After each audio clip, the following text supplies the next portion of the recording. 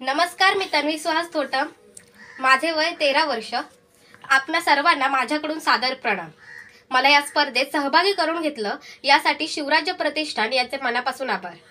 प्रतिपश्चंद्र लेखे व वर्धिष्णू विश्ववंदिता शाहसुनो शिवसैषा मुद्रा भद्राय राजते. परमपवित्र माझ्या या मातृभूमीला नमस्कार. सन्माननीय व्यासपीठ व येथे जमलेल्या सर्व रसिक श्रोत हो, आज मी तुम्हाला एका अशा महान व्यक्तीबद्दल सांगणार आहे ज्यांचा तुम्हाला आम्हाला नाही तर संपूर्ण जगाला अभिमान आहे. सह्याद्रीच्या कुशीतून एक हिरा चमकला, भगवा टिळा चंदनाचा शिवनेरी प्रगटला, हातात घेऊन तलवार शत्रूवर गरजला, महाराष्ट्रात असा एक राजा होऊन गेला.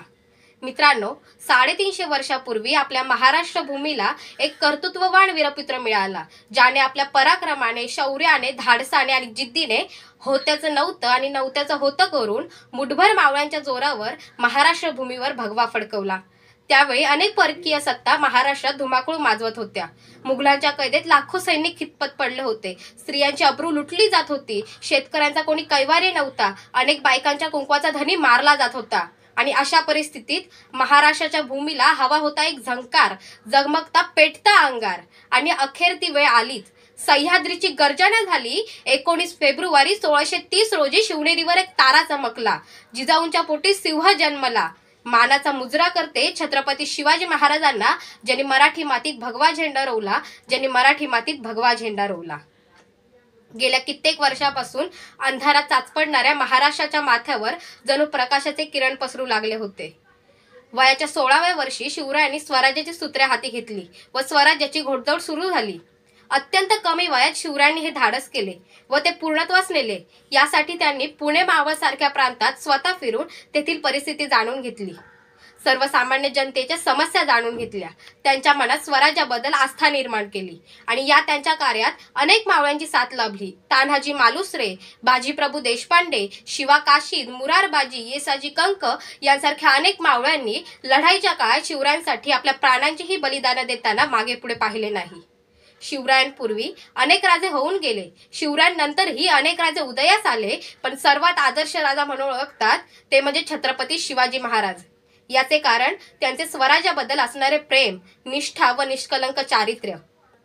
शेतकऱ्यांच्या भाजीच्या देठालाही हात लागता कामा नये असे म्हणत शेतकऱ्यांवर जीवापाड प्रेम करणारे व परस्त्रीला आई समान मानणारे छत्रपती शिवाजी महाराज हे एकमेव प्रजादक्ष राजे होते. महाराज आपल्या मावळ्यांसोबत नेहमी प्रेमाने वापुलकीने वागत असत. ऊन, वारा, पाऊस याची तमा न बाळगता नेहमी दिवस रात्र झटायचे. जगणारे ते मावळे होते, जगवणारा तो महाराष्ट्र होता. जगणारे ते मावळे होते, जगवणारा तो महाराष्ट्र होता. स्वतःच्या कुटुंबाला विसरून रयतेची मायेनी काळजी घेणारा फक्त माझा शिवबा होता, फक्त माझा शिवबा होता. छत्रपती शिवाजी महाराज हे एक सर्वगुण संपन्न असे व्यक्तिमत्व. काळ्या कुट्ट अंधारात आपली दिशा ठरवून वाट काढत कितीही संकटे आली तरी डगमगून न जाता त्यावर शिताफीने मात करत आपल्या मावळ्यांच्या मदतीने बलाढ्य शत्रूशी लढा देत स्वराज्य निर्माण केले. जिजाऊंचे स्वप्न पूर्ण करण्यासाठी शिवाजी महाराजांनी रायरेश्वराच्या मंदिरात स्वराज्य स्थापनेची शपथ घेतली व तोरणा किल्ला जिंकून स्वराज्याचे तोरण बांधले. वेळ आली होती पण हिंमत सोडली नाही. म्हणतात ना, ताकद सर्वांमध्ये होती, तलवार सर्वांच्या हातात होती, जोर तर सर्वांच्याच मनगटात होता, पण दृढ इच्छाशक्ती व बुद्धी फक्त शिवरायांच्याच मनात होती.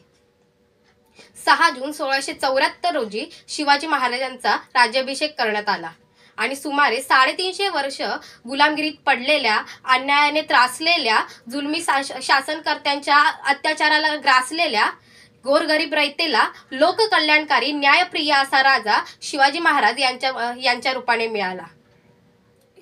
अशा प्रकारे शिवाजी महाराज हे एक फक्त राजे नव्हते तर स्वतंत्र, नीतिमान व सुसंस्कृत समाजाचे निर्मिती करणारे एक शिल्पकार होते.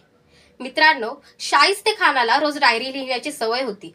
त्याच्या डायरीचे नाव शाहिस्तेखान बुर्जी असे आहे. यात खानानं शिवरायांनी केलेल्या अहल्याचा प्रसंग नमूद केला आहे आणि याच बुर्जीत खानानं आणखी एक घटना नोंदवली आहे. तो जो लिहितो, शिवराय आले तसे तुफान वाऱ्यासारखे लाल महालातून निघून गेले. थोड्या वेळाने गोंधळ थांबला. खानाची बहीण शाहिस्तेखानाकडे आली आणि म्हणाली, भाईजान मेरी बेटी लापता है, मेरी बेटी लापता है भाईजान.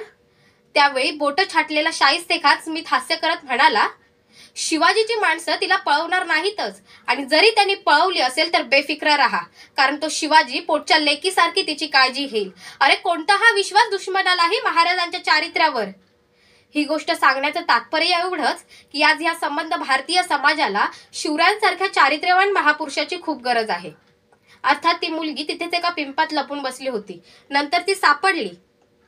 हवा वेगाने नव्हती, हवेपेक्षाही त्यांचा वेग जास्त होता. हवा वेगाने नव्हती, हवेपेक्षाही त्यांचा वेग जास्त होता. अन्यायाविरुद्ध लढण्याचा इरादा नेक होता. असा जिजाऊंचा शिवबा लाखात एक नव्हे तर जगात एक होता. जाता जाता म्हणून जाईल, शिवबाशिवाय किंमत नाही, शंभूशिवाय हिंमत नाही. शिवबाशिवाय किंमत नाही, शंभूशिवाय हिंमत नाही, भगव्याशिवाय नमत नाही, आणि आम्ही शिवराय सोडून दुसरा कुणापुढेही झुकत नाही. अशा थोर महापुरुषाचा जय जयकार तर झालाच पाहिजे. बोला छत्रपती शिवाजी महाराज की जय. जय जिजाऊ, जय शिवराय, जय शंभूराजे. धन्यवाद.